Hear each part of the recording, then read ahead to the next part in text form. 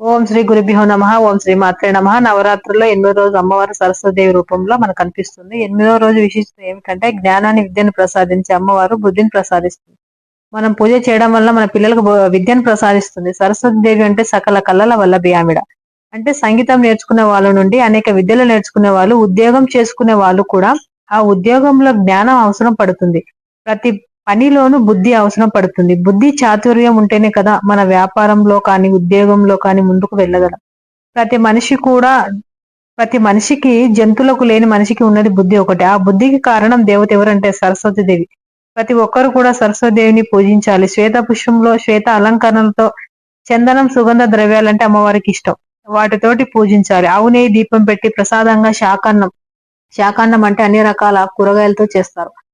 ఆ ఆ ప్రసాదాన్ని అమ్మవారికి నైవేద్యంగా పెడతారు. అలాగే సరస్వతీదేవి ఆశీర్వాదాలు ప్రతి ఒక్కరు పొందాలని కోరుకుంటూ